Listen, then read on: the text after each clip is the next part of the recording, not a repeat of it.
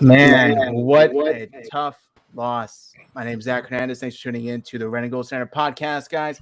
I'm joined by the whole 49ers Hive crew again. Matt, Brandon, Perry, Dion, Christian. The 49ers lost to the Rams, the first in the last 7 games, whatever the hell the number is now. 20-17 in the NFC Championship game. The Rams will be moving on. Man, so many people are going to be catching heat for this loss. Jimmy Garoppolo, Kyle Shanahan, D'Amico Ryans.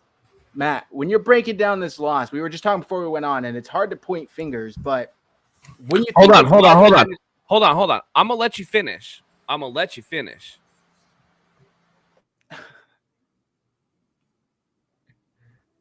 Okay, go ahead. When you think of why the Niners lost this game, what would you say? Jimmy Garoppolo. The 49ers had 282 yards of total offense, and I know David Lombardi is going to swing from the trees to defend Jimmy and be like, well, Jimmy wasn't the reason they lost. They only rushed for 50 yards. Why do you think that is? They played the run because nobody's scared of Jimmy. Jimmy was 16 of 30 and had an even worse interception than Kyler Murray had. That was one of the worst interceptions I've ever seen in my life. We actually were dumbfounded earlier in the game when Jimmy threw 2 straight passes out of bounds rather than forcing the ball. And all of a sudden he was like, that's not good enough. Let's try this. And gave it up. The 49ers were unable to run the ball because nobody's scared of Jimmy Garoppolo. Why would you even care about playing the pass when Jimmy Garoppolo is the quarterback and you know he's going to make mistakes? I mean, people are going to talk about Tart, and we can kill Tart for that one play, but at least Tart owned up to it. He already sent out a tweet saying, like, that's on me. I deserve criticism. Jimmy is going to do the we did this, we did that, not take personal responsibility, when the fact of the matter is, in the first drive of the game, he missed a wide-open Kittle up the middle for what could have been, at the very least, a red zone opportunity, but what was probably 6. And everybody's going to gloss over that fact. And then you start seeing the other misses. The throw behind Deebo Samuel that should have been intercepted. The forced pass where who the hell knows where he was throwing it, that Jalen Ramsey dropped. To Ayuk. You're looking at all these plays that Jimmy Garoppolo didn't make. And I will just say this. After starting 3-5, this has been a very successful 49ers season overall. We're all hurt right now. We made the NFC Championship game. But Jimmy Garoppolo, don't let the door hit you in the ass on the way out. I'm tired of seeing that bad quarterback play. On to the next one. If I wanted to see these kind of mistakes, we should have started rookie Trey Lance all year long and let him get those growing pains out of the way. Now we're going to be stuck with this shit next year as Trey grows into his job when we could have done this from the beginning. So, you know, if you're looking at somebody to blame for this loss, it's Jimmy. 30 points in the last 2 games, not good enough. Jimmy Garoppolo, once again, another interception, 5 straight games. I'm going to let the rest of the guys take it, but I am just simply disgusted with the level of quarterback play we have had to endure. And everybody needs to give credit to everybody else around Jimmy Garoppolo because they won in spite of him, not because of him. And I don't give a fuck what anybody says.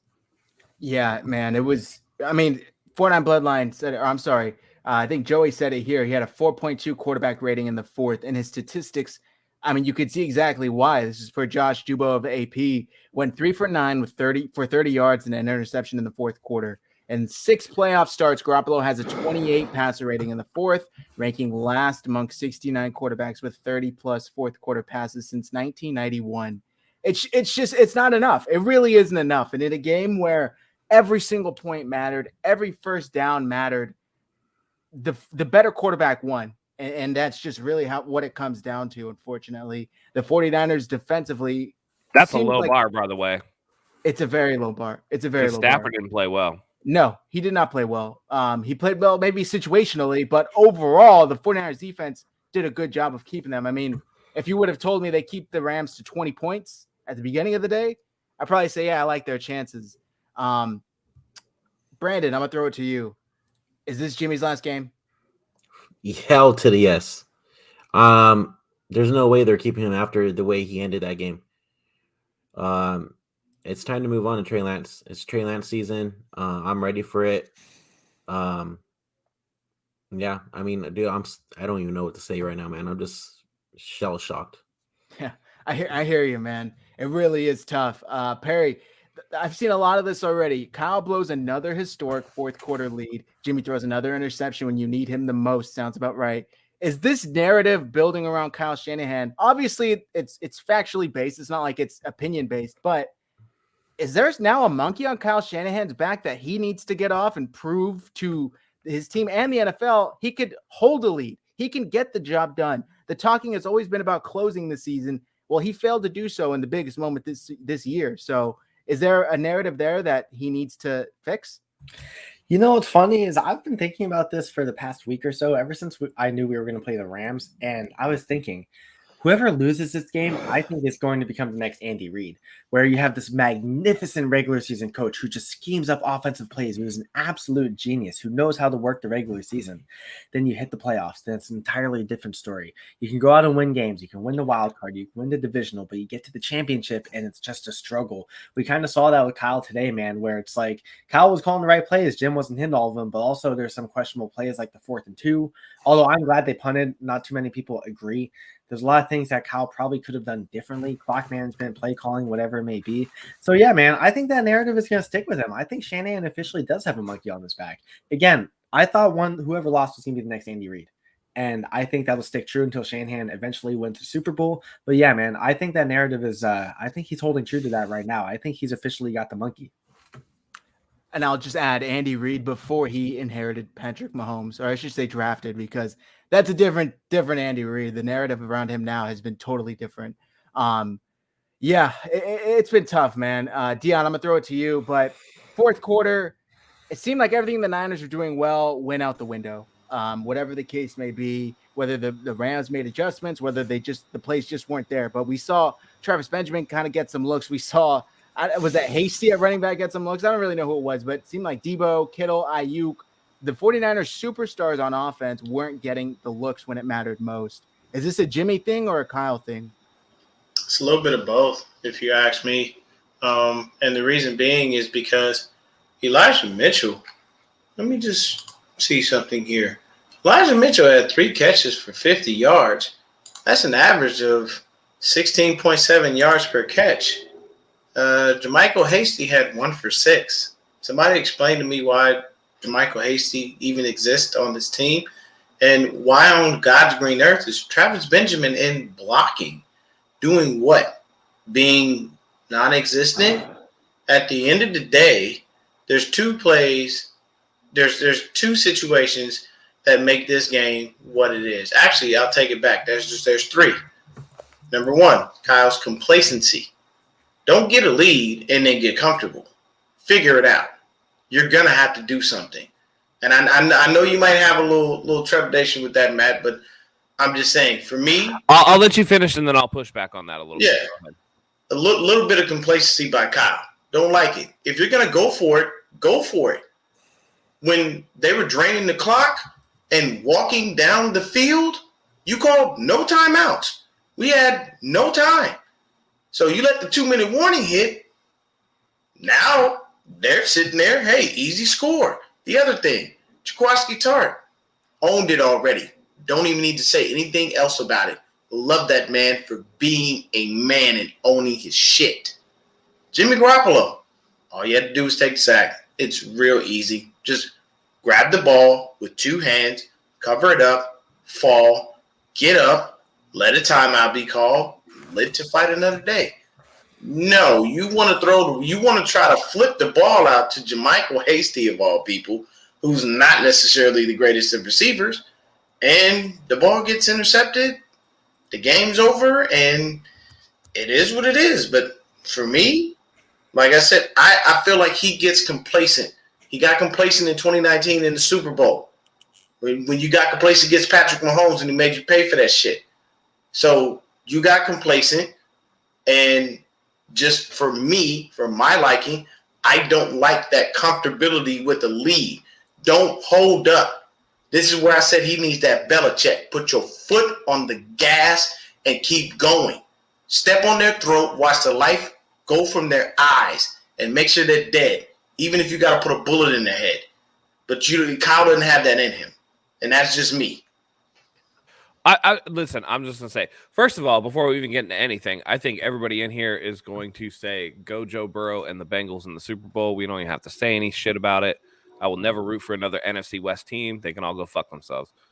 When you say Kyle gets complacent, I actually think it's the opposite. I think Kyle outcoaches himself and gets cute. Like on 3rd and 2, why are you running a fullback dive with Kyle Juszczyk, who hasn't touched the ball since like week 6?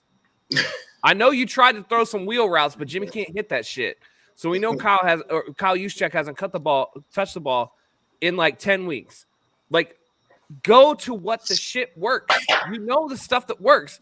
Juwan Jennings is a 3rd down monster. You can throw the slant routes. It's fine. You can do that shit. But running a fullback dive when you haven't been able to run all night, I mean, this is late 3rd quarter, early 4th when you're doing this shit. Like that to me. And I thought that it was the same thing in the Super Bowl. You're running these inventive plays with Deebo Samuel against the Kansas City Chiefs.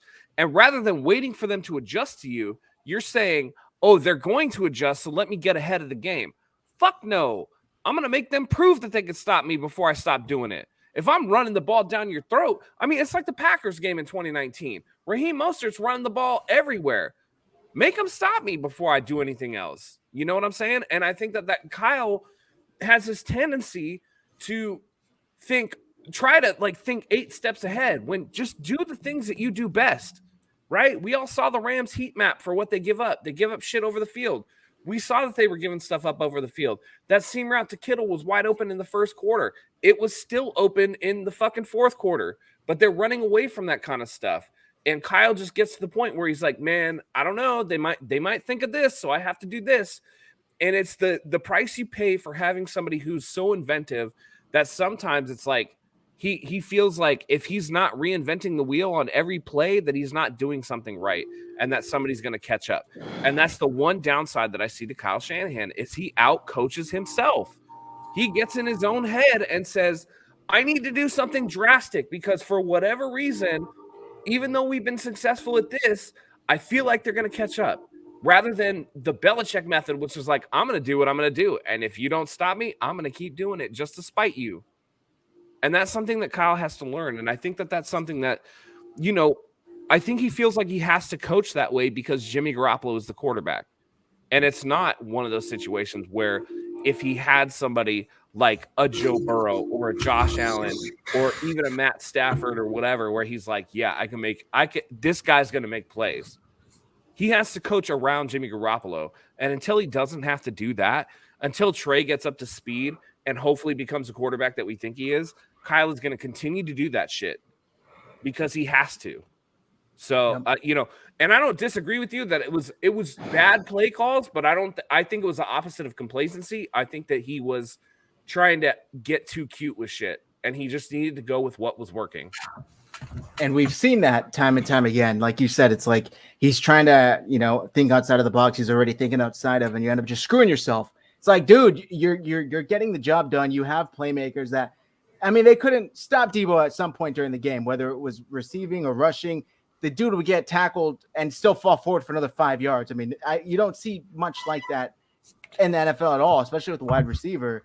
But I think I do want to say one thing though, to Deion's point. One thing that I do think that Kyle does is kind of lazy and complacent, and I think everybody would agree. When you line up, whoever's got their ringtone on, can you turn that off? But when somebody lines up with Deebo in the backfield, can you just for once run Deebo on like a check and release on a play action rather than just hand him the ball? Like every time he lines up in the backfield, everybody knows, oh, Deebo's getting the ball. Like do something different for once. That's the one area I will say Kyle is complacent. I don't like it. I called running plays almost to a T, where it was like he's running the ball, he's running the ball, he's running the ball. It becomes 2nd and 9, 2nd and 10, 3rd and 7, where Jimmy's got to throw the ball, and you cannot let Jimmy have to be in those situations all game. That's the one area I will criticize Kyle for his conservative play calling.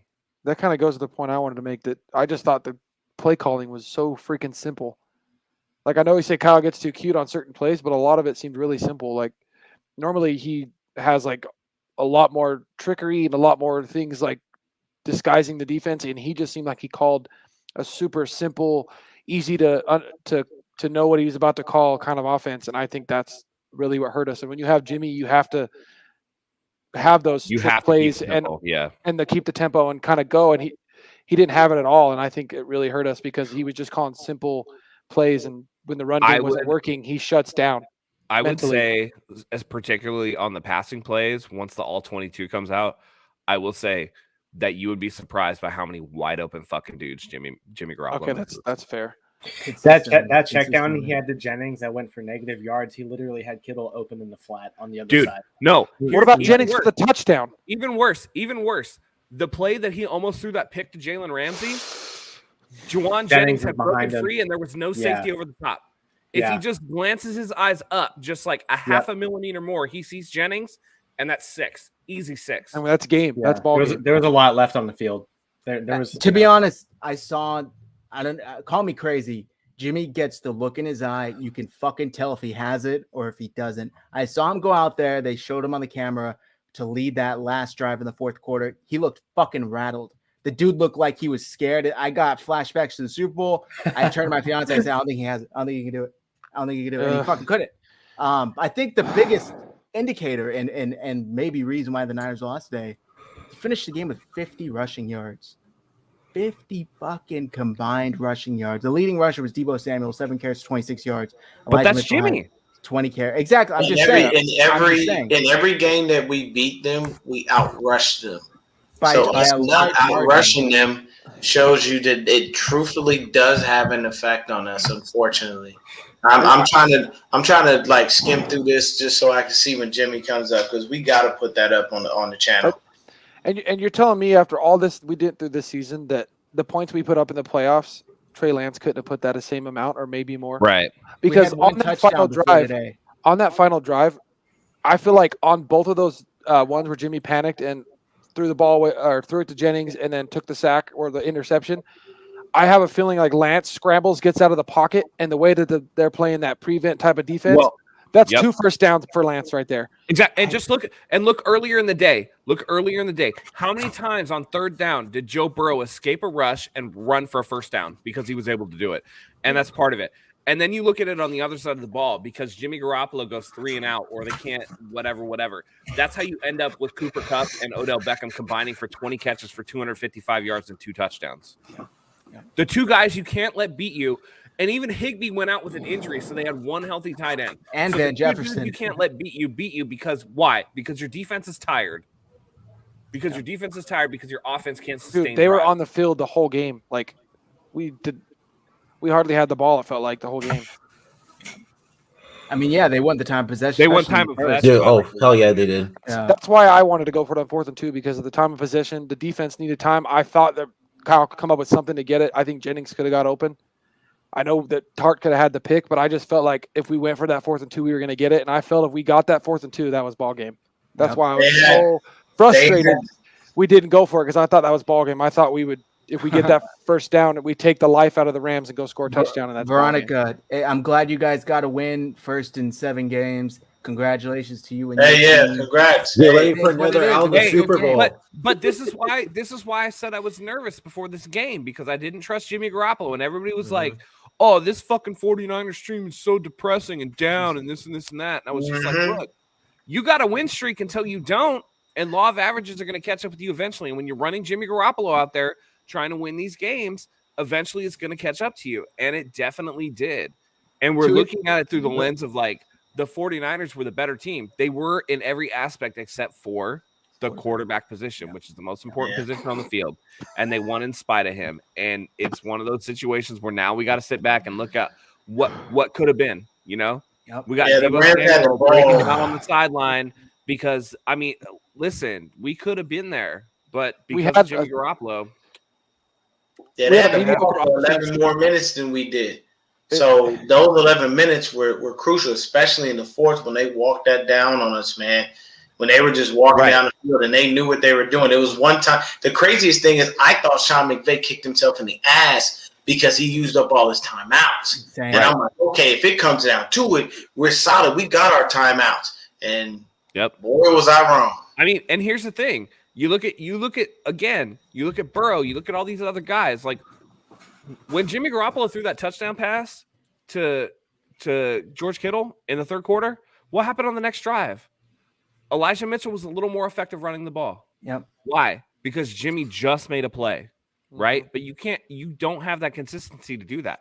The Bengals, when they were playing the Chiefs today, what was the key to their success?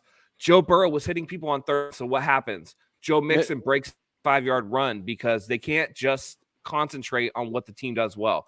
This team has no balance. It's a run-first team that you cannot trust the quarterback on. It's okay to be a run-first team if when push comes to shove, your quarterback can execute the play action, can execute on third down, can execute on whatever, is athletic enough to get outside the pocket if you don't feel like he's this great thrower or whatever. It's why the Ravens are so successful despite running the ball more than anybody in the league, right? They still win games. You cannot rely on Jimmy Garoppolo, and it's one of those things where this is the Jimmy Garoppolo bullshit, the Jimmy throws, the stuff that we rely upon finally caught up to us, right? Jimmy Garoppolo is like my dog. My dog is a wonderful, wonderful, wonderful being. He's a good-looking being, but he's also dumb. And when he goes outside and eats his own shit, I go, oh, motherfucker. Right? And Jimmy Garoppolo, once or twice a game, will eat his own shit on national TV. And that's what we saw happen in that fourth quarter on that last drive. Plain and simple. Zach, do you have the graphic up? Because I feel like that deserves it. Which one? You know which one. Oh, I don't have it here. I don't have it here. I'm sorry. Damn it. I feel Kyle shuts down when the run game's not working. You guys know it always seems like when the run game's not working like it was today, Kyle kind of shuts down and he's kind of panicky and he doesn't completely know what to do and he's never can find the groove because he's worried about Jimmy that he just looks like disheveled when the run game doesn't work. Yep. I mean, it's really unfortunate. That's just really what it comes down to. But to be honest with you, it kind of seemed like the last 3-4 games, right? It was like they're manufacturing offense through Jimmy Garoppolo, and it was a lot of smoke and mirrors. It's a lot of hand the ball off to Debo. It's a lot of screen passes, and I will give Jimmy some credit. He was injured. They were trying to overcome that. Sure, that's fine. But at his best, they're still trying to scheme. They're still trying to manufacture it in ways that you shouldn't have to do so when you have a quarterback who is getting paid as much as Jimmy Garoppolo is getting paid. And that's just really what it came down to. The I don't want to say charade, but the show ended today. You know, the curtain's closed early on the Niners season. I'm going to push back. I'm going to say Jimmy Garoppolo doesn't get any credit for being injured because he was playing. Trent Williams fucking played today. Yep. And he looked nice. And I know people are going to say he had a false start penalty. Well, it was going to be a delay of game either way. So he looked at the clock, and at 1 second, he fucking went just in case. Yeah. You know what I mean? Can't blame him for that. At the same time, like Trent Williams, grade 2 high ankle sprain, went out there and played and balled and didn't give up any sacks. Like Jimmy Garoppolo, pretty sure he wasn't sacked today. He didn't take any sacks. Nope.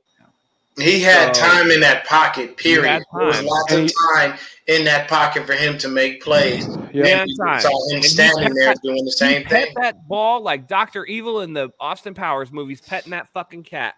Mm-hmm. Well, and there was a couple times where he's rolling out and he makes a bad throw, and it's like, dude, just you could easily run for 5 yards and make it a positive play, and he doesn't do it. Well, not easily. I knew this was going to be a funky game the moment Jimmy hit a throw outside the numbers. I was like, no way he hit a throw outside the numbers. Why did he hit that throw? The moment he hit that, I was like, oh, this game's going to be fucked up. It's like something's wrong with this game. It's not right. Yeah, it's funny because I actually thought the opposite. I thought, oh, shit. He's actually going to prove us wrong. He's cooking. Exactly. He's down the sideline. Dude, I couldn't believe that. I was feeling that last drive. And I thought we were going to win it. I thought Jimmy was going to be the man, and I was fucking wrong. And I thought we were going to see 2-minute Jimmy. When you mentioned the Dr. Evil thing, I thought of the first Austin Powers where he was like, I want chicken, I want liver, but Jimmy was saying, here's an interception, I deliver, and he threw the ball away. Like this guy. Those are bars. That was a bar. Those are bars. I'm telling you, man. Like it is what it is. I don't know, man. I mean, I'm kind of glad we got as far as we did.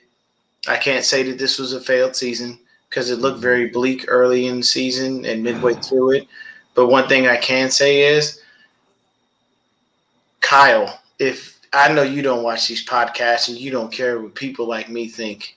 Don't bring him back next year. Just please don't do that. There's no fucking Don't way. do that. There's no way. I don't care about anybody else in the fan base, and I know I'm sounding selfish right now. Just don't do it to me. I cannot take another year of this. I really don't need him back here. I bought this jersey for a reason because I expect this young man to be on the field. Just it's okay. Just let go, man. Let go. Realize that you limited yourself because you had an inept quarterback. It's understandable. Like, we all make mistakes in life. We got to learn from them. That's the whole point. The people who think that they're going to bring him back, it's so weird to me. I'm just like, y'all do realize they spent not one, not two, but 3 first-round picks to get this fool, to get Trey Lance in the building, and y'all think that Jimmy Garoppolo is coming back? Dude, I don't know what they're doing. I mean, must be like people who think the world is flat or that birds aren't real or something. This shit is not. Jimmy Garoppolo's not gonna be here. That's $27 million along with the bump that they're gonna get for the new TV deal going and post COVID, where you're looking at the 49ers are gonna have like $54 million in cap space just by getting rid of Jimmy Garoppolo. And that you need it for Deebo Samuel this year. You're gonna need it for Nick Bosa maybe next year, the year after. I mean, he's gonna be year 4 coming up, and you can franchise or you can get the 5th year on him, and then even get a franchise on him in the 6th year. So you got time with Bosa, but at the same time, like you got a lot going on. That why would you get rid of Jimmy Garoppolo's ass, and you got a lot of money coming in. Why would you go to Jimmy when just the small sample size we did get to see a Lance and some of the fucking throws that he made? Dude, that one on a rope against the Texans to Deebo for the fucking touchdown is enough to say, Jimmy, get the fuck out of here. That was an absolute fucking on a rope. And some people are like, oh, Trey looks horrible. And I'm like, dude, he had more touchdowns than picks, which is like not what the rest of the rookie class had. And he won a game against the Texans. Jimmy Garoppolo had 2 TDs and 3 interceptions in the playoffs, and his only 2 touchdowns. 2 and 5 before this game. Yeah, and so now he's at 4 and 6, which is not great. And his only touchdowns came in this game. That's the unfortunate part about it. But I'm going to say, if you want to go anywhere, you need to go to the top right per this comment by Isaiah Kittles. I'm fucking done. Wait, what? I think the worst part. That's my second family right there. Oh, I'm dead. The worst part about the game is that Deebo Samuel touched the ball with 10 minutes and 52 seconds left in the 4th quarter. That was the last time he touched the ball. And that's just inexcusable. When they showed him crying on the sidelines, I'm like, oh, man. Dude, I was really put it all on the line. I mean, he single-handedly carried this team into the playoffs, and it was just unbelievable. But it's the difference between having a quarterback and not having a quarterback, right? Like the Rams, the 49ers came into this game knowing that Cooper Kupp and OBJ were getting the ball. And guess what happened? They got the fucking ball anyway because Stafford was able to deliver it. Jimmy G is not able to maximize the talent around him. And that's why he's much hit talent his cap, too. and we got to get rid of him. Yeah. But I will say this. My day was made earlier in the day, and this hurts so much. But at the very least, I don't have to stomach a 49ers loss and still watch fucking Jackson Mahomes and name is. Yeah, that's true. On fucking TikTok being all happy. I'm okay. Did you see the L hurts, but it hurts a little less because I don't have to watch those fucking idiots. Did you see Britt kind of Baker's crazy? tweet, Matt? It's kind of crazy to me that the Niners and Chiefs played in 2019, right? And obviously the Chiefs won. And it's the weird irony that the Chiefs lose and Mahomes' last throw was a pick. And then the Niners lose and Jim's last throw is a pick. Jim's last throw of the 49er is a pick. And I how think fitting, boys. How fitting. His career was. Very here. fitting. All right, guys.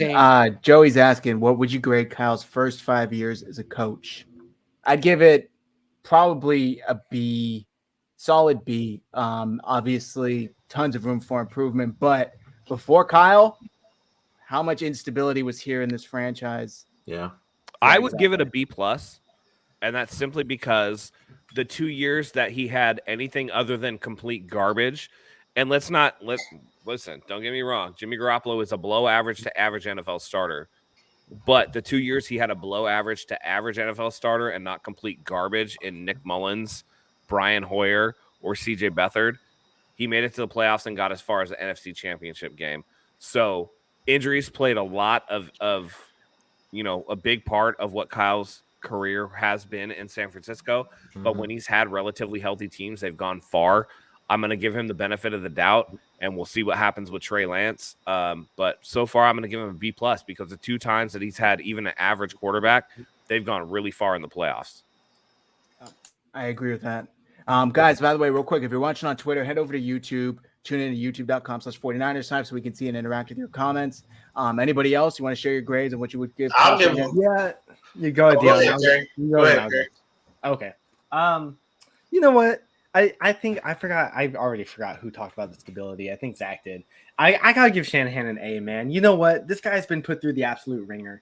He really has. He's had the quarterback injuries. You finally get your starting quarterback healthy, and it turns out he's much more average than he probably thought he was when they first got him. You know, it's just he's leading the team. He's leading the team in such a great direction. I mean, you guys know me. I was so high on Trey Lance, and to see him get on the field, I think will be really exciting to say the least. And as we've watched the game so much, and we know the potential that this offense has with a stable quarterback who can stay healthy and hit all the throws. So I gotta give Shanahan an A, man. I think with everything we've gone through after Harbaugh, the stability is nice to have. The hope is there, and that's kind of what I'm writing on with Shanahan is the hope. Like, this guy really gives me so much confidence, and it might be a little homeristic because I think I'm a Shanahan defender, but I give him an A, man. I hate the guy, love the guy. He's finally given us a reason to believe. We haven't had that in a while. I honestly, Jimmy is up at the podium right now. If we want to watch it, if not, we can check it out later. I can pull it up. Yeah, he's up at the podium. You can probably skip through the video. I Let's do believe. it. Let's do it. Yeah, let's see this crap. Crap, mega crap. Pulling it up right now. Yeah. Should be able to go back through.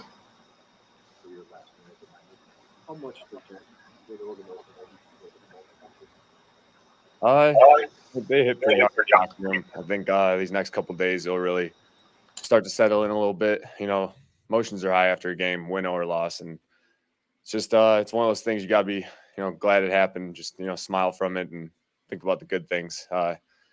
We'll see what happens in these next couple of days, weeks, whatever. But I love this team. Just the fight and the battle in this team throughout the entire year has been really impressive, and I love those guys. You know how difficult it is to get to the Super Bowl. How does this feeling, this loss, compare to anything you've experienced in your career? It's tough. It's tough. It's probably a little different than most of them. Just how much we put into this year. Guys. Since the last time we played the Rams, the injury list that guys have played through during the playoffs this run. The fuck did he just say? And I'm sure every team's going through it, but you just when it's your team and you're in it with them, you see it firsthand. Just guys battling through stuff. Trent Williams, Elijah Mitchell, the list goes. Debo, the list goes on and on. It's impressive what we accomplished, and obviously it came up short, but it was a fun year. George mentioned just how the Rams would blitz through certain guys when you guys would go in motion to stop the run game. Did you notice anything that they were doing differently this game? And then my follow-up would be, what did you think about the 4th and 2 decision to punt? Yeah, they had a couple new things, new tweaks in the run game. Coverages were a little different too, but when you play a team for the 3rd time, you got to expect something like that, and it worked pretty well for him. What was the second part? The decision to punt on 4th and 2. How do you feel about that? That's not my decision to make. Whatever Kyle decides, it's his choice. How did you just manage? The fact that there's an expectation that there's a ticking clock. This is your last year, and go through all that. How did you just manage that day to day and week to week? I don't know. I don't know. A lot of good people around me. A lot of good people in this organization, players, just people in general. But just surround yourself with good people, and good things will take care of themselves. He's choking up. He's gone. How unique and special is this roster? It's very unique. I'm sure every team, kind of says that a little bit, but when you meet these guys and get to know them, love them like brothers, it's a great group. It's a great group. Love being with them every day, battling, fighting, going to war with these guys. It was a fun year. Debo had a couple of good, really nice big plays, but how do you feel his effectiveness overall and how he was used by the offense today? I thought it was good. You tip your hat to that guy. His conditioning is outrageous to do what he does. Kickoff return, running back, receiver, everything. I mean, he had an incredible catch and run today on that screen. I thought he played his ass off. He has all playoffs, all season. Just he's one of those guys I'd love to have in my foxhole. You said last one, said it was a fun year. Is that just basically based off the last 3 wins? Kind of really exemplified that how you guys pulled it out, and nobody was really necessarily. Yeah, I mean that's kind of our year in a nutshell. You know, we were 3-5 at one point. People wrote us off. We just kept fighting. That's what good teams do. That's what tight brothers do, and you know, I got no regrets from this year. Thanks, guys. Why the fuck did he touch his face so much? He's It's a lying. nervous tick. He's It's a nervous lying, tick. yeah. He's lying He's- as fuck. He knows he fucked it up. Yeah. Yeah. He was. And the he was fact that he started to tear up right there too kind of He's tells gone. you like, okay, he's He gone. knows. He's gone. He knows Knows he's it. gone. Yeah, he knows it. They told him. HM Tar, yes, I do have hair. I'll go back to what I was going to say before yeah. that happened. I give Kyle Shanahan a C+. The reason that I give him a C+ is because the first year was on him. He made that decision to go with Brian Hoyer. He had the option to choose a quarterback. So much. And I know, but I'm just saying, for me personally, you had the option. You walked in here fresh. You had all your draft picks. You had a GM. You had the option to pick a quarterback. You decided to go with Brian Hoyer, and you wound up getting Jimmy later in the year. I understand that was the decision, but your love affair with Kirk Cousins basically screwed us out of one of those years. The other few years, I understand that there were injuries. I understand you didn't have a quarterback, all that good stuff. At the end of the day, your record is barely above 500, and coaches typically in his position would not have had the long run that he had. And I'm just keeping that a buck. There are plenty of coaches who have done better than he has and got fired. Doug Peterson won a Super Bowl and got fucking fired. So I'm saying, for me personally, I know there may be pushback from other people. I get it. Everybody has their own opinions. For me, I give him a C+. Part of that is based on the fact that you had a love affair with Kirk Cousins that screwed us out of a year. If you would have just went ahead and drafted a quarterback and started from scratch, like you were supposed to be this quarterback guru, and every quarterback can succeed in your system, which obviously is not the truth. Every running back can, but not every quarterback. Then I would have given a higher grade. But for me, looking at everything overall, I give you a C+. I can't give you more than that. That's just my opinion. Listen, the only reason I'm going to push back on that is because he was the Falcons offensive coordinator. They were in the Super Bowl, and he didn't get officially hired until 2 weeks before the combine. That's not enough time to vet out a franchise quarterback that you have to tie your name to. So I'm not surprised that they didn't go with the quarterback in the first round. Like, that's just, for me, that's why that is. And I'm not saying that you're wrong on that, but from my thinking, like, I don't know that I would feel comfortable with 2 weeks of time to really kind of look into college tape. You know, he didn't know he was getting hired. So for all he knows, he's working with Matt Ryan again, right? Like, what kind of vetting are you doing on these players, right? You have to bring in your scouts. You have to do all this shit. John Lynch is a first-time GM, so you can't really trust him to have done his homework because he was sitting in the booth for the whole time. Like, that's where I come from. Chris Johnson, who said Kyle is a C+ coach, I would say overall a B+ during the regular season and a D- in the playoffs. You're fucking crazy. Because Yeah, I wouldn't Kyle say is above 500 in the playoffs and below 500 in the regular season.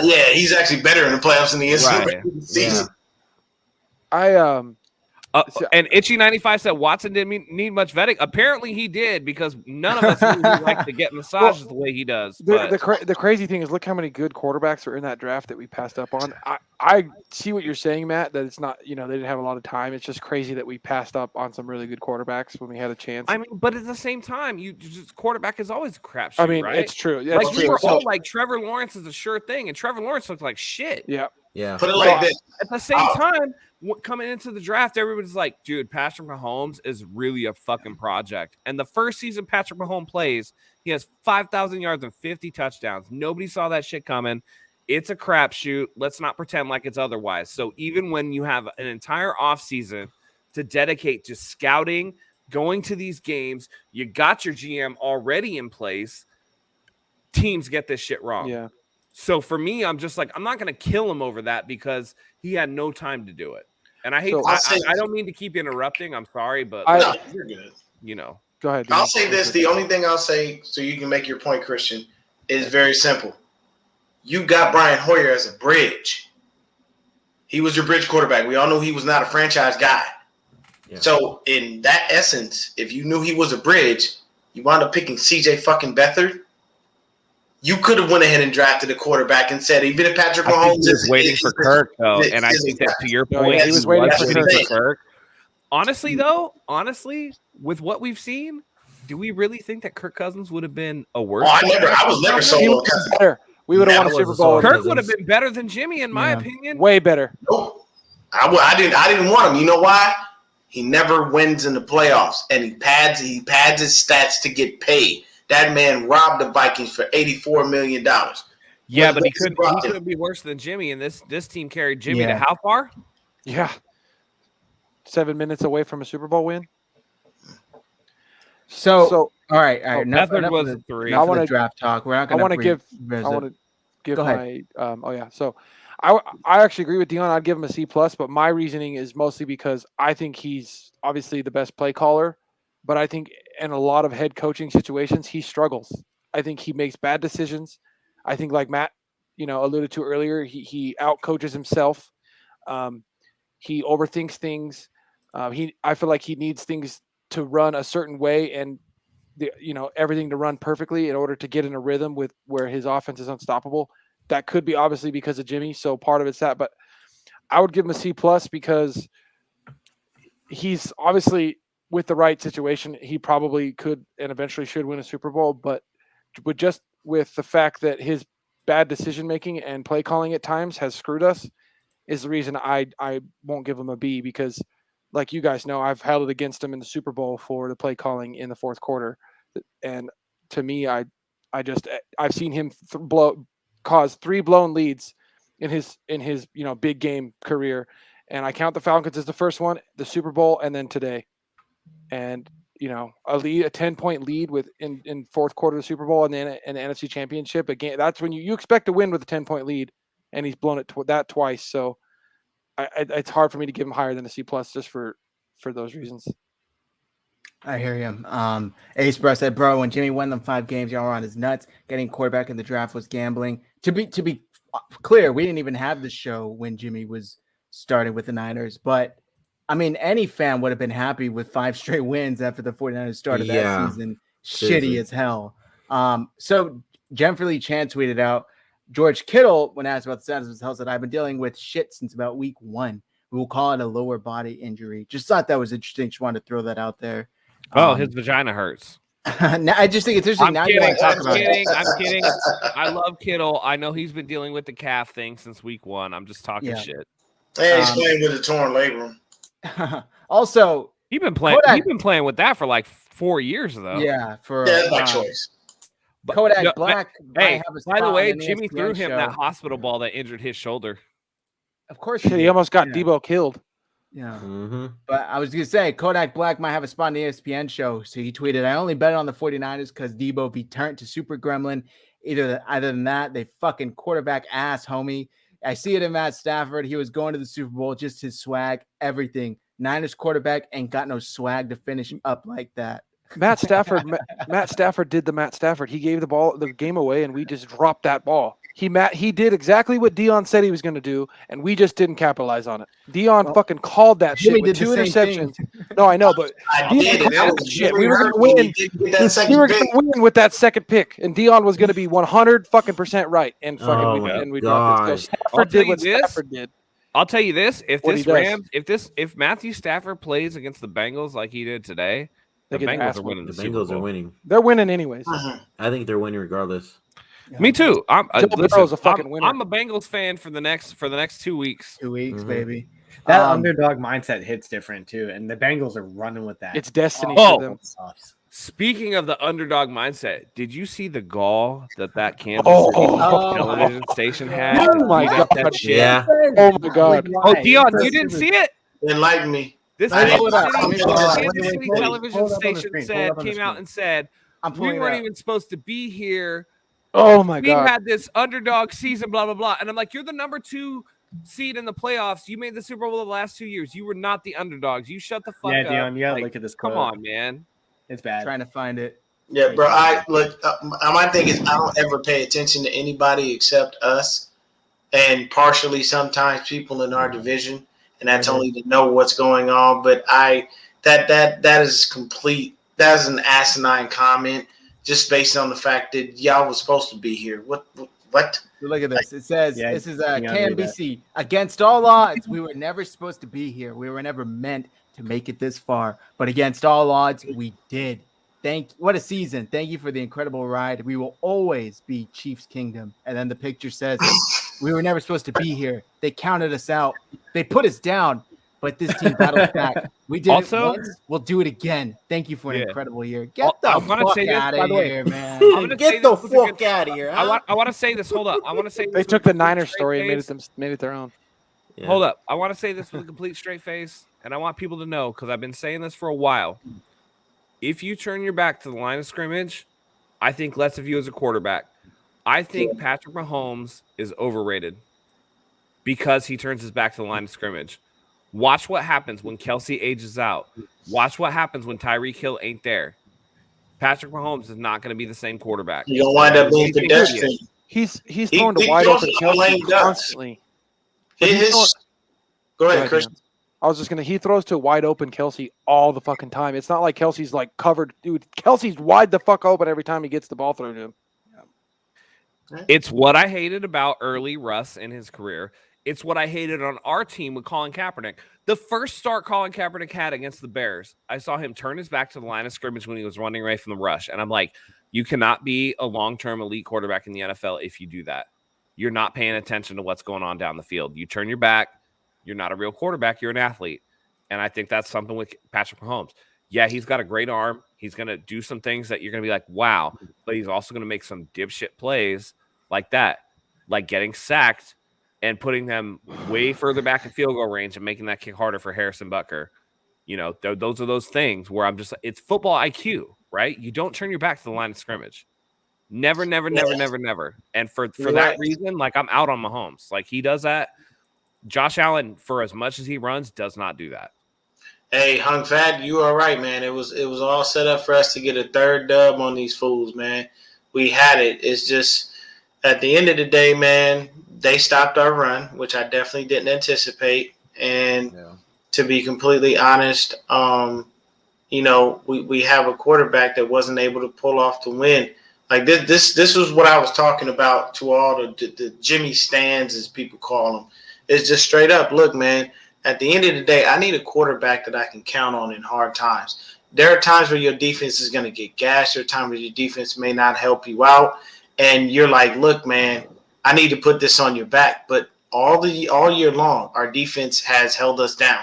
And you're in game in, game out, when we've gotten him the ball back, you know, there's things. Look at that interception. What did we get? Nothing. That was one of the quickest 3-and-outs I've ever seen in my life. So it's like there's got to be balance. And that's the reason why I never was fully sold on Jimmy Garoppolo in the first place, where everybody maligned me for it. And I had people come at me on Twitter and, oh, you're not a real fan because you don't back our quarterback and all this other crap. Look at what your quarterback did on the last play of the game. He simply had to take a sack. That's all you do in that instance. But you decide to flip the ball out because you think JaMychal Hasty, of all people, about to do something with it when that man danced left and right more than Diddy in a fucking music video. Use your brain. He over there shaking, take that. He doing stupid shit like that when he catches the ball. We need somebody that makes better decisions. And there's just so much time that he had in the pocket to make a decision. Several receivers open, but we know at the end of the day, us as Niner fans, we understand that was something that he did not have in him. And it was scary to me when I saw the fact that we had to put this in Jimmy Garoppolo's hands. But it is what it is. The season is over. Hoping and praying that they move on from him and that Kyle understands that this is it, because I don't need him going anywhere near the draft with Jimmy Garoppolo on his roster. I need him to be moving on. I really do. I want to say, Matt, you just sent this with us. Bengals by 40. There's no way. That's a, Look at this. Look at that's this what my kid. wife said. What the fuck is this? Hey. Dude, my wife's like, there's no way Joe That's so Burrow's cool. I losing. wish. That is so cool. I wish we had a quarterback with that level of swag. Dude, Oh, That's no. what might. confidence. Wait You till don't next have it. year. You get something to the podium and it's like, duh. I mean, we played hard, guys. fucking Yeah. Tired It of was that tough, shit. man. By It the was way, tough. speaking of the draft, I hope y'all join us for. I guess it'll be. I mean, we can still do night one of the draft if y'all want, even though we don't have a pick. But dude, I wouldn't be surprised if we trade back in though, Matt. we might. I'm still willing to do all the draft if anybody wants to join me. I don't I'm care. down. I will gladly join you. I'm so down. Yeah, let's go. Stuart, We'll go with you. 4 fucking hours. I don't even care. Let's go. Let's I do ain't it. down. worried about I it. love it. Wild. Wano says defense was a gas. They played 76 plays. I And they believe still gave up only A 20 lot. points. 42 of those came in the first half. Which is That 18 insane. play drive. Champ- that 18 champions- play drive was brutal. Yeah. Championship That was defense tough. wasted by Jimmy Garoppolo. So before we wrap this up, we all gave our season predictions back in August. I think most of us had us first round exit. I don't know. I don't remember exactly if any of y'all had a Super I did Bowl call win, 10 but at 7. yes, you did. Would you guys consider the season a success? Matt, you can go first. I do, mainly because we were working against, again, Jimmy Garoppolo. It's disappointing from the fact that Lance didn't play, but at the same time, a team that started 3-5 gutted it together. We know that we got, even with a weak defensive secondary, that especially at the corner position, that we hung together. We were able to get some wins. Ambry Thomas made some nice strides. He's going to be a player here. I truly believe that. They shore up that defensive backfield, and they shore up that interior offensive line, and they make shit on Lance really easy. And this team could be right back here next year with a little bit more explosiveness on offense. Maybe the defense takes a step back because you're losing. You're probably going to lose Tart. You're definitely going to lose Guppy. I'm trademarking that right now. K'Wan Williams is no longer Shark. That motherfucker is Guppy. He's a Guppy. I called it last year when everybody was saying Jet McKinnon, and I was like, cargo plane. He's a cargo plane. Guess what? The Shark is now a Guppy. He's going to be gone. Mosley had some problems. We really got to address the cornerback position. He could I not think that tackle. Hart is probably gone. Ward will probably be back, but there's going to be a lot of turnover in that defensive backfield. They got to get rid of Jimmy Garoppolo. They need this cap space to surround Lance with talent while he's on that rookie contract. But I fully believe that Parag Marate and John Lynch are going to get this shit done, and they're going to make another run next year. So for me, after starting 3-5 with the handicap of Jimmy Garoppolo as your quarterback, I think this was a successful season overall. I like it. Brandon, what do you think? I think it was a successful season. Also, I mean, we knew this was bound to happen. We just didn't know when exactly. I didn't have him winning the Super Bowl this year, to be honest with you, because of Jimmy Garoppolo. But it was just one game earlier where Jimmy G fucks up. So I think it was a successful, great season. This team has fought through the ups and downs, and I can't wait for next season. Harry, what do you think? Yeah, I remember Matt and I had this talk. You remember when we were talking about like winning the Super Bowl versus losing the championship? Yeah, that kind of put me in perspective, man. And you know what? Yeah, it sucks. It's but almost it was better, great right? season. Yeah. Yeah, you know what? It's kind of like ripping the big Band-Aid off, right? You know, I mean, we all knew this was Jimmy's last season. We all knew how frustrating it was. So yeah, man, it was a good season. It was a fun ride. It gives me a lot of hope for the future, man. It's like knowing that Trey Lance is going to step into the best situation he possibly can. And if he even plays at a fraction of a level better than Jimmy Garoppolo, the future is really bright for this team. But yeah, man, it's a lot of memories off this season. It's been a huge roller coaster, but I wouldn't change how everything happened. It sucks to lose. I wish we'd won, but I've just made so many great relationships with all you guys. It's been such a fun season, and next season is going to be even better, man. So Yeah, it's a it makes a difference because if we go to the Super Bowl and we win the Super Bowl, then there's the debate of if Jimmy is coming back. We're definitely getting rid of his ass. Yeah. And at the end of the day, in 10 years, nobody's going to remember who won or lost in the championship games. Only the Yeah, Super Bowl matters. Exactly. Yeah, exactly. So this makes it easier to cut ties, and to me, it doesn't sting as much as losing. That 2019 Super Bowl hurt way more than this. Even now, I know that for a fact. So I agree with you. For 2 weeks. Yeah, that's what I was saying. It's like, I mean, I'm mad we lost, but I'm just more mad in the way in which we lost. Like, if we lost on the drive where Jimmy threw a pick and it was like at the end zone, it's like, well, fuck. But he threw it on a terrible play. So it's frustrating. But you know what, guys? It's been a great season. It was a success. Lots of great development, lots of great things for the future. And it's bright, man. It's really bright. Dion, what do you think?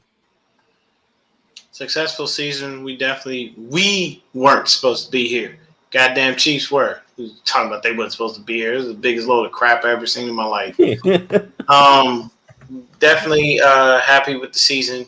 Can you bring up David Yang's comment here about Kyle needing to start Jimmy? Because I want to address that in my closing comments. Kyle didn't need to start Jimmy. We could have been 10-7 with Trey. I will maintain that. You really mean to tell me you think a rookie couldn't go 10-7? I'm 100% sure he could have, and he possibly could have won a few more games with his legs. I just think that this was not a situation where he had to. He only did it because he was winning with him, and maybe a few guys in the locker room may have said, hey, this is our guy. I don't know. But at the end of the day, it was a great season. We got to the NFC Championship. We fell short due to a couple of different things, but I have to agree with Matt. I'm very happy that it's finally over. Like, we can move on from this guy, and I don't have to see him again. I don't have to talk about him. I don't have to worry about anything. Trey Lance is the unquestioned starter moving into the next year, and the only way that next season will wind up being a bust for me and probably shooting me in the foot and stopping me from doing any podcasting altogether is if Kyle were somehow insane and decided to bring his ass back. That would automatically I really would not want to do any of this. I wouldn't want to talk about shit. I wouldn't want to watch the games because I'm tired of watching us go out there with the ineptitude of a quarterback who doesn't take responsibility and doesn't care.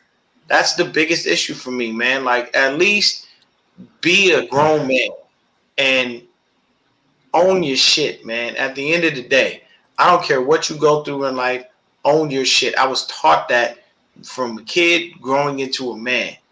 Anybody that was older than me used to tell me all the time, you make decisions in life, not other people. Unless a gun is held to your head and you have no choice, you're making a decision. Jimmy made a conscious decision to fuck that up. He knew what he was doing. You're getting sacked. Hold the ball, bro. There's things that happen, but hey, NFC Championship game from 3-5, I'll take it. Let's roll into next year. Get the ball rolling with Trey. And for all you people out there that love Jimmy Garoppolo, y'all better shut the hell up when Trey throws an interception because you love this guy stinking draws when he did it to us on a continual basis. So don't bother with that, man, if he throws an interception or he has a few things where he's got some shortcomings because he's growing and he has to learn. So cut him some slack like you cut Jimmy all that slack all these years. Yep. Don't come talking about how much of a bust he is and all the other crap. Because believe me, I'll be looking for y'all and I'm be on your head. You're talking about, okay, let me go ahead and bring up Jimmy stats and show you how many interceptions he had where y'all just bypass that. Oh, but he wins. That's what Lombardi's going to do for sure. And I'll just say this. Look, people would be like, what if Lance isn't good? Well, we need to explore that. We need to find that out. Maybe he's good. Maybe he's not going to be good. But right now we know Jimmy ain't good. If you want to talk about what if Trey isn't good, if ifs and buts were candy and nuts, we'd all have a Merry Christmas, right? If my aunt had a dick, she'd be my uncle, right? Like we all know what's going on. We all know what's going on. We know what Jimmy is. We don't know what Trey is. Let's explore to try to improve. Let's explore to try to make the quarterback position better, right? Jimmy ain't it. We all know that he's not it. So let's go on to the next thing. And maybe Trey ain't it either. But that's something that we have to look at, to be fair as an organization, to try to improve, right? Like, let's call a spade a spade. We know Jimmy ain't the guy. So let's try out the next guy to see if he is. And if he's not, then we'll move on to the next guy. That's just how this goes. But don't get caught up on the players. It's about the name on Dion's hat. It's about the logo on all our shit. It's not about the name on the back of the jersey, right? We're all 49ers fans, and that's what comes first. Plain and simple. 100%. So we got a super chat here. Mario Gonzalez, thank you very much. He said, man, once Jimmy missed a wide open Kittle on that first drive, I knew if it came down to Jimmy, it was a wrap. I agree. Trey would have won 10 games. Yeah, man, that was tough. Also, I feel the same. Trey would have won a lot of games this year. Fuck no, if Trey throws an interception, I'm not cutting any slack. For the 9 millionth time, why are you going to hold what would be a second-year quarterback with 2 starts under his belt to the same standard as a veteran like Jimmy Garoppolo with multiple It's okay, years? Zach. It's okay. I'm gonna remember your name, Casey Randall, and I'm gonna be on your head. Get him, Dion. Get him, Dion. You know what we're gonna do? We're gonna do what you know what we're gonna do when Trey is good. We're gonna be like, "What's your name, Casey? Fuck you, Casey." Yeah, I know who's just kidding, Casey. Thanks for coming in. All right. Before we wrap things up, we got to shout out our sponsor today, MyBookie. Guys, right now, if you head over to MyBookie.AG. Is that a Rams fan you just put up there? I don't know.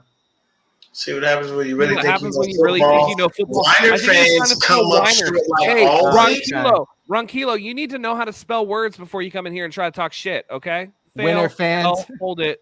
Bye. Winner fans. Are you a loser fan?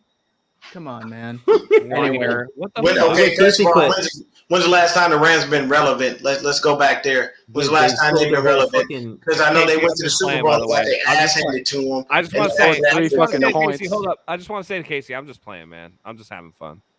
And also, the Rams won for the first time in 7 games, and they're out here talking shit. You know what, though? Where have you been? Come on. We do it to people that talk shit about our fan base. They talk shit at, we talk shit after they win. If anybody wants to come in here and talk shit that we were talking shit, listen, that's part of it. Okay. We got to hold that L. We lost. That's how it is. We're not going to the Super Bowl. Who is we got to move on.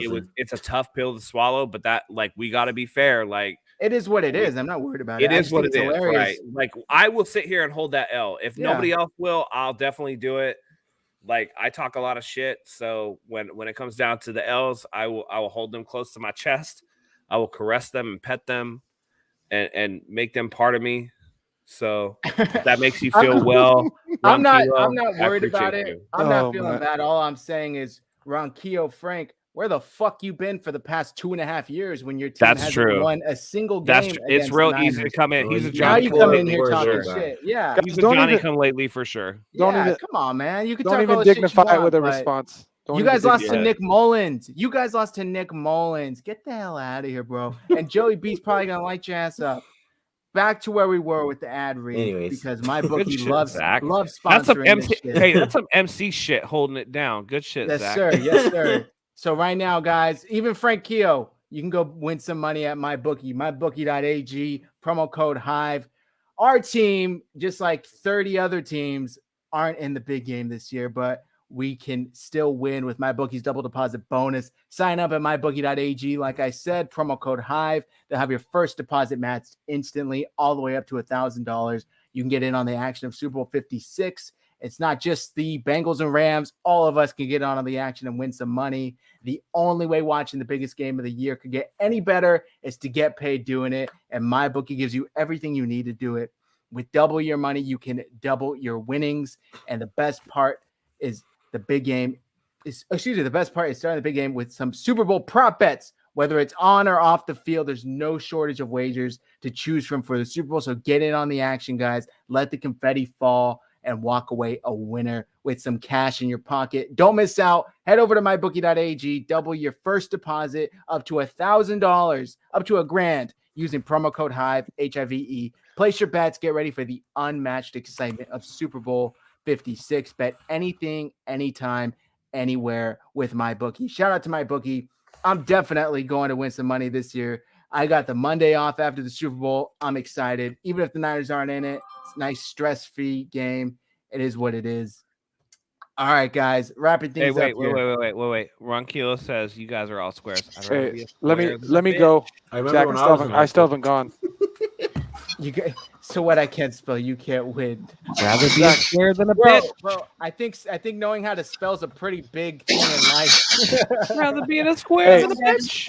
Hey, Zach, I just want to say this before we wrap up. I do want to say you posted it in the chat. I do want to give a shout out to Fred Warner, who took responsibility for the late hit on Matthew Stafford after the interception. Like, good on him for taking responsibility. Unlike Ron Kilo and his shitty spelling, we take responsibility around here for our shit. Matt or Zach, I didn't get my chance to talk yet. Go ahead. What do you need to say? Oh, well, just off the question you asked, I hadn't gone yet. Go ahead. I don't So, remember. okay, yeah, sorry. So I want to say I think this is a win because I mean after 3 and 5, I know if you guys remember shit, Matt got on me a bunch of times because I just wanted the fucking season to end so many different times. So I definitely want to say it's a win just because I was ready for the season to be over halfway through, and for us to get the NFC Championship was pretty awesome. But at the same time, I really got reeled into this game and thought we were going to win. So this loss really fucking hurt. Like, I think I was the only one. I was the only one fucking on the Jimmy train for this game. Like, he's gonna do it, guys. He's gonna do it. And when we didn't, I told y'all, motherfuckers, I was worried about that shit. I like all season I protected myself from Jimmy, and the one time I freaking give him a chance, he ripped my heart out, man. I was this close to tears after this game, man. It hurt. Get to Boog's question. I want to answer this question in the chat. Yeah. All the Jimmy talk, but why the fuck didn't we double cup the entire game? Odell killed us. That's not this defense. We already had a problem with running too much man. Mm-hmm. This defense is a zone defense team, and in zone defense, you don't necessarily double people. You try to bracket coverage through zone, and that's just not the way that it works. And that's the give and take that you have. And a lot of times, primarily zone defenses are bend don't break, and just a couple of times today we broke. That's the way that goes. That's the way that this team runs, the defense. But I will say this, when you're talking about the final score, the Rams score 20 points. If you say that, we go, oh shit, we win that game, right? Like last time we went in overtime, they scored 24. Now we hold them to less, and you're saying like, damn, Jimmy's due for a game, right? Like, 20 points, we can win because Jimmy's due, right? Apparently not. That the offense let us down.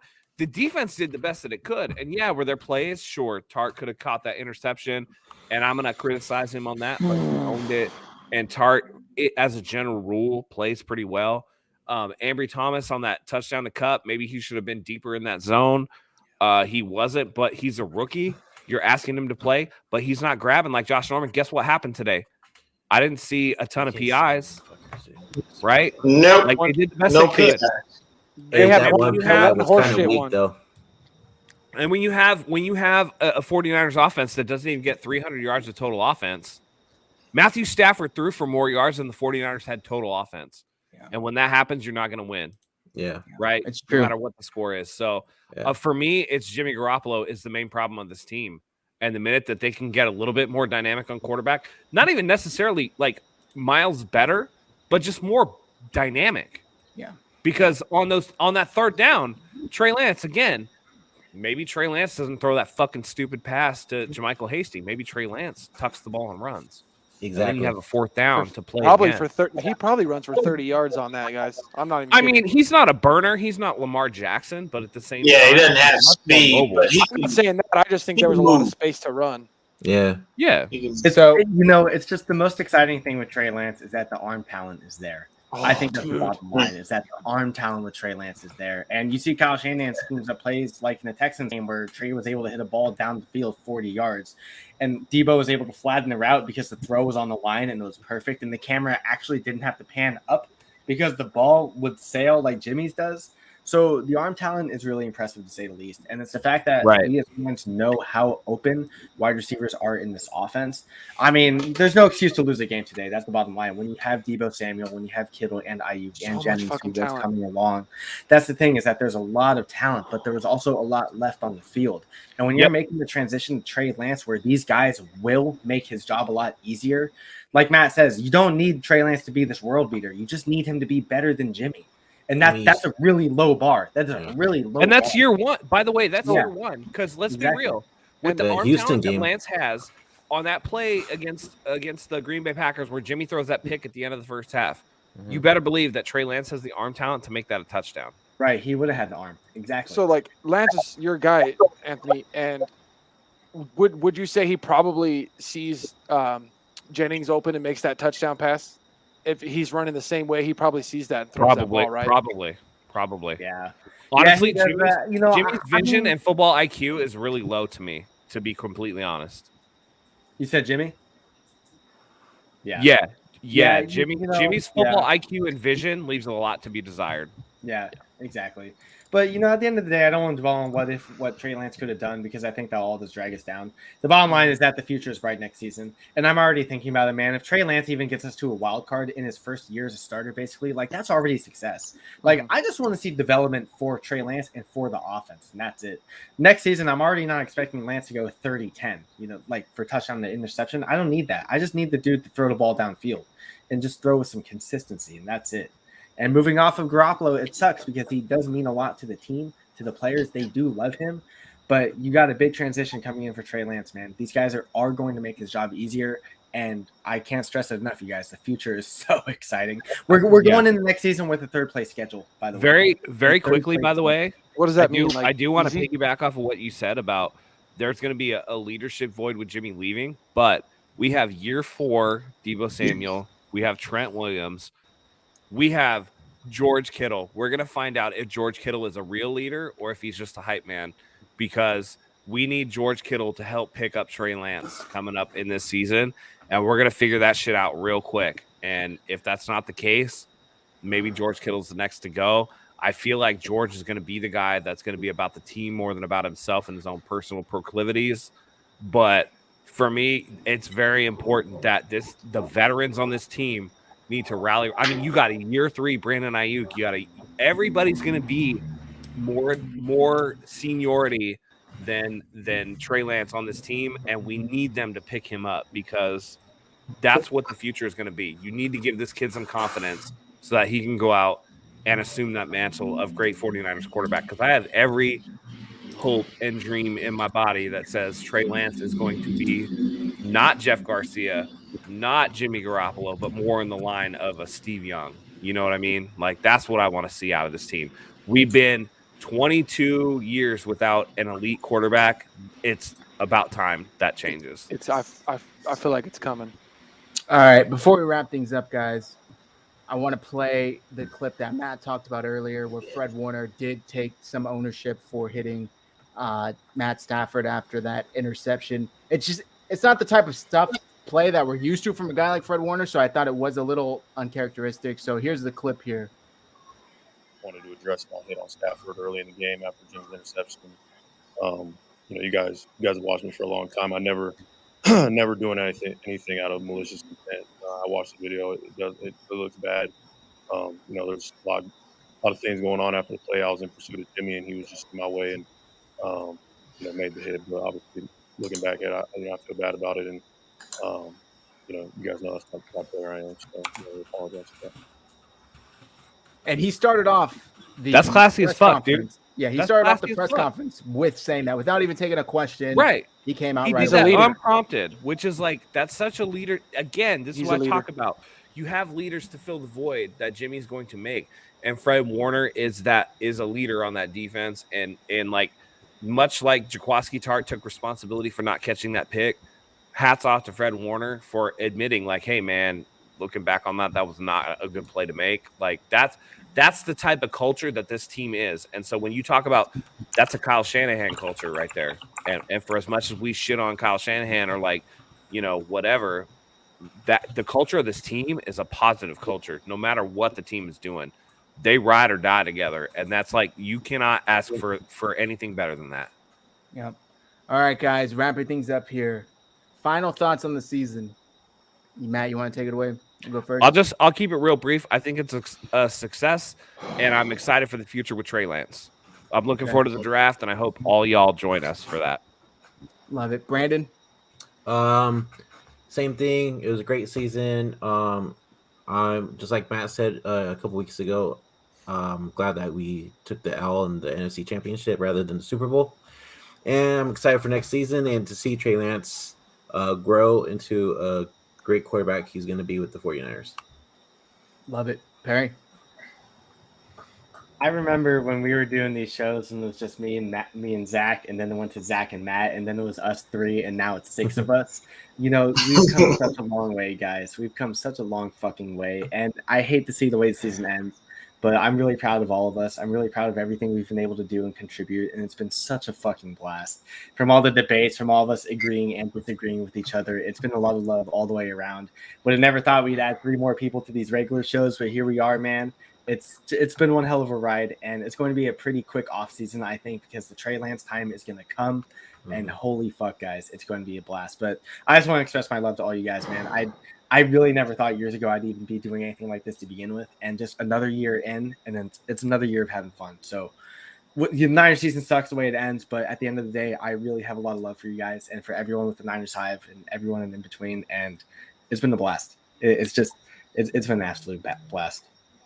Let's with that being said, I mean, listen, guys, 49ers Hive, complete crew, home opener takeover. I'm down. Let's do it. I'm fucking down. Yeah, let's do it. down. 2022. Let's all buy some tickets together. We'll take over a section and let's fucking do it, man. I'm down. Sir. Dion. For me, I just want to say thank you to you guys, especially Zach and Matt. I remember watching their show one time and asking them to come on and be a guest. And after that, Zach was like, man, you want to be a part of the Hive? And I was like, hell yeah.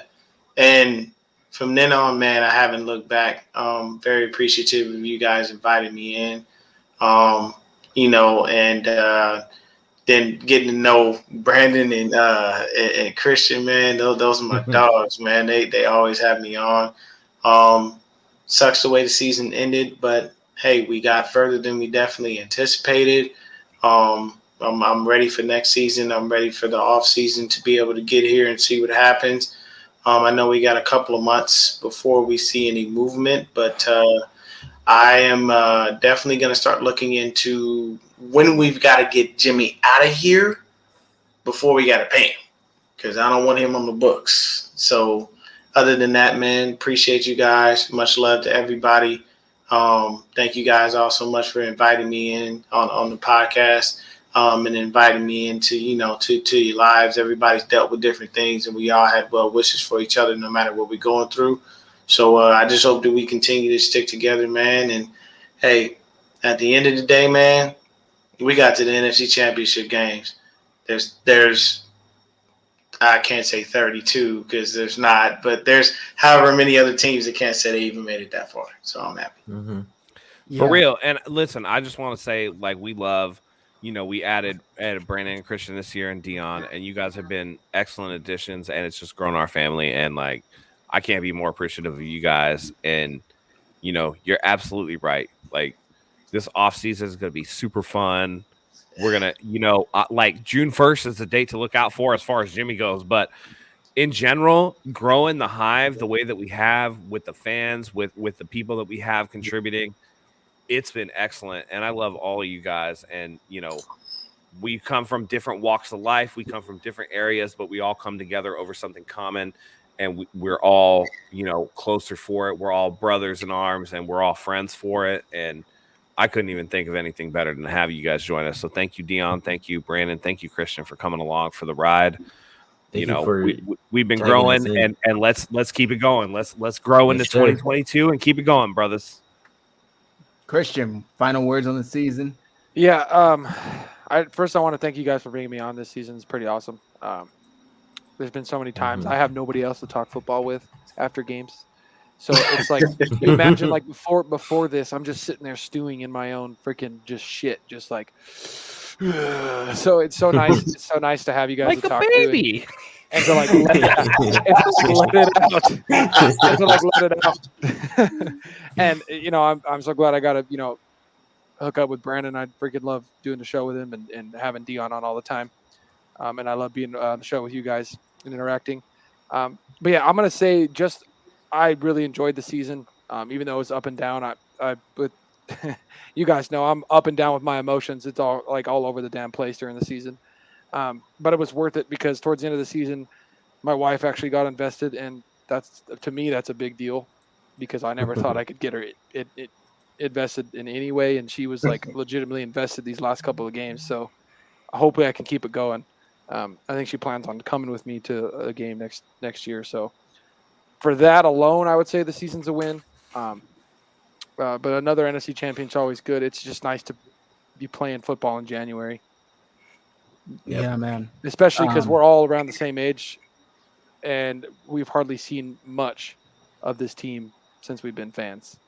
And remember one thing, guys. I plan to go every time we come to Arizona. We go to they come to Arizona. Arizona ain't nothing but not too far away from you guys outside Shit. of Christmas. I'm in San Diego. I ain't even that far from Arizona. I'll come out. I'm not that far now in Utah. Hey, Yeah, I'm not that we do a high takeover in Arizona. It's a wrap. You know, we should do that too. I'll I'm tell down. you this: when I say we roll deep in Arizona, we roll deep. There's no shortage of places that we can't go. Dion, We are I deep. just need you to show me where the best beer is in Arizona, Dion. So I got you. That's all. I got you.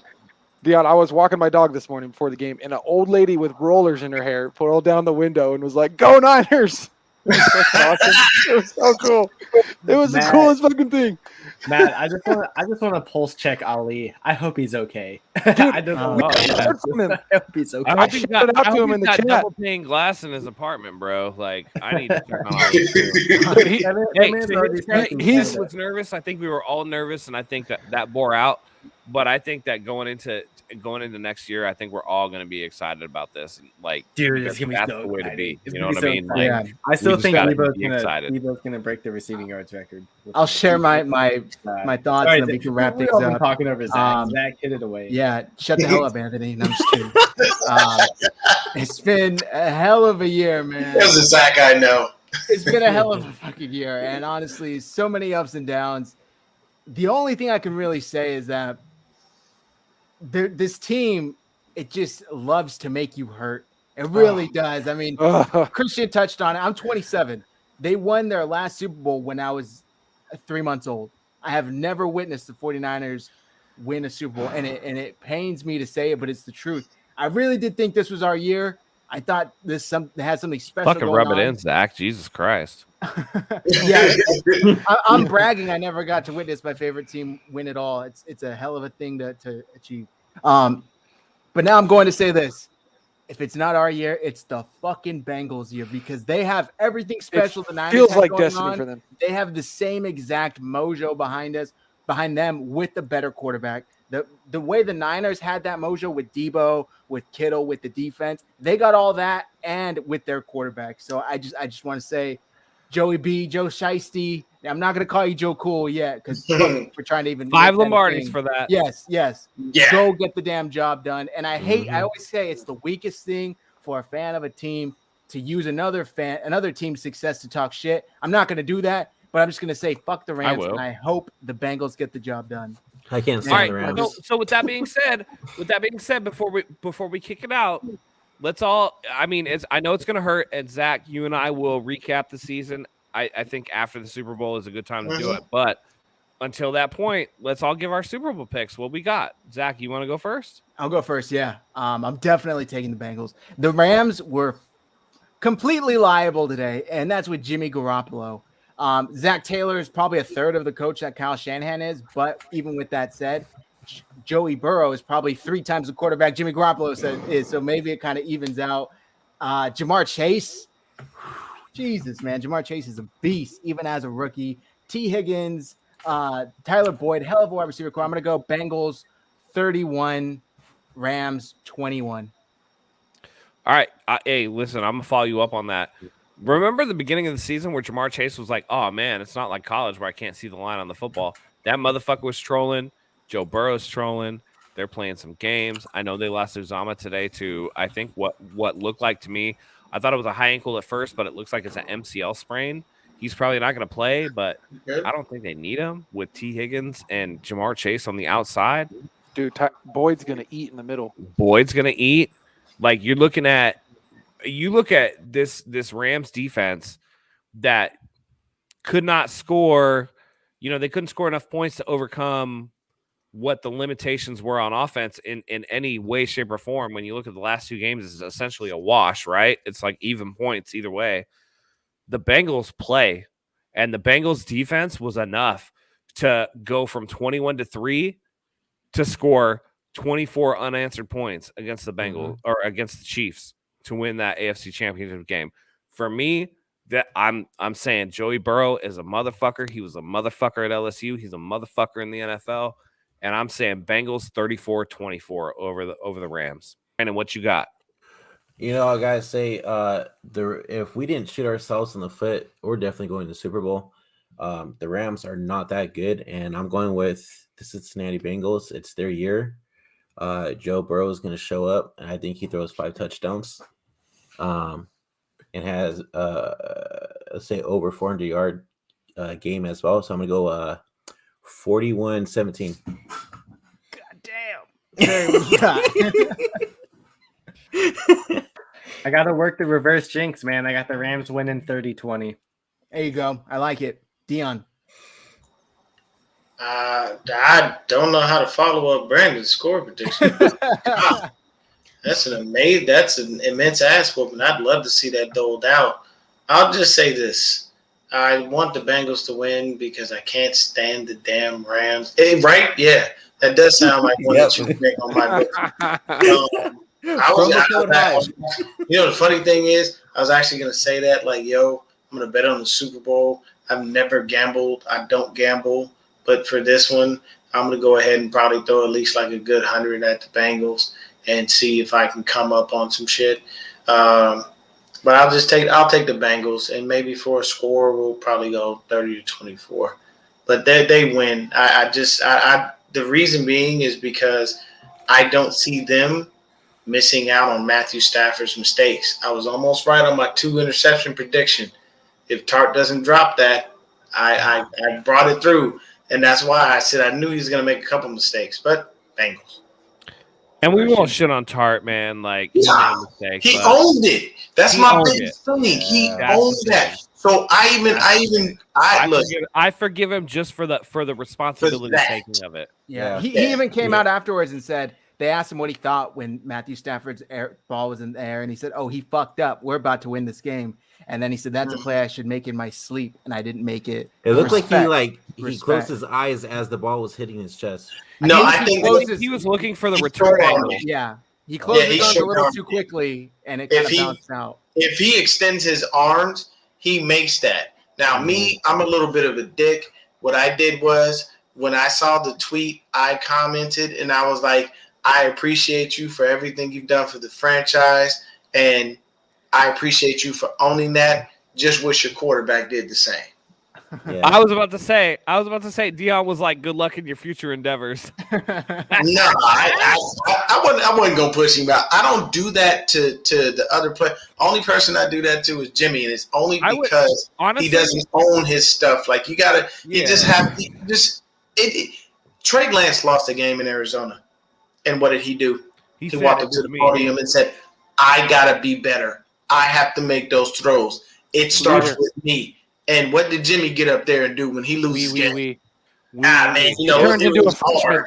And I will say this. He turns into a Frenchman, Dion. Yeah, if the 49ers decide when they remake this defensive backfield, if they decide to bring back Ward and Tart, I will not be upset if they bring back Tart. I think the corners need to be improved. I think E-Man is finally showing what his cap is, and that's like – yeah, you could be a good 2, maybe a 3, but like you're not the number 1 guy. I think Ambry Thomas has potential, but still needs to grow. I think when you look at the 49ers, what they need to do, if they can swing Jimmy for a first-round pick to a quarterback desperate team, you need to go corner right away. This is a pretty decent corner draft. So go get yourself a number 1 corner and work from there. K1 gone, right? E-Man needs to be demoted to number 3. Josh Norman, go retire, bruh. Like Christian, we all know what it is. I just want to say the Bengals are going to win this because it's built versus bought. The Rams, I'm very, very firm in my belief that very rarely can you buy a Super Bowl, and that's exactly what they tried to do this year. The Bengals, they've basically drafted all of their pieces and all of their stars, and you really do love to see it. Christian, Super Bowl prediction. I'm going to go 34-17. And the reason I'm going to go that is because I feel like as soon as the Bengals get a lead, which I think they're going to do because they're just I just don't see how they're going to be able to stop that receiving core, the Rams defense. They're just not. And if they try to blitz Burrow, he's going to get him even more. But I think as soon as they get that lead, that's when Stafford really starts to panic and he throws those ducks and makes some bad plays. And I think that the Bengals are going to capitalize on it.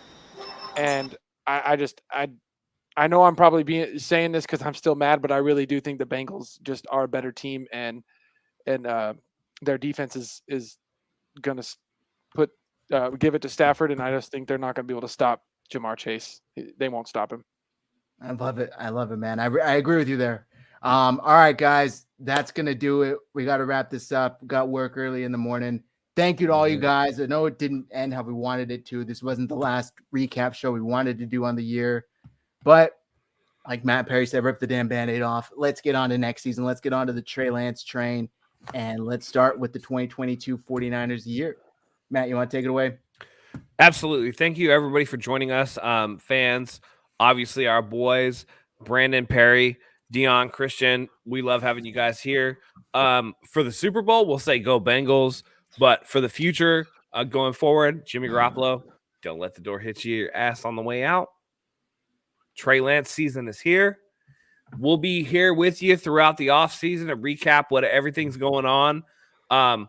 Check us out for our live draft show. We love having you here. We're on the road to 2,000. We're going to go much further than that. We want to give away jerseys to everybody. Thank you guys so much for joining us tonight. It was a tough loss tonight, but we always rep our team. I don't want to say stay faithful. I hate that slogan, but at the same time, we love the 49ers. So it was a great season. It's come to an end. We're sad about it, but we will be back with you here soon. So with that being said, until next time, for everybody here, go Niners.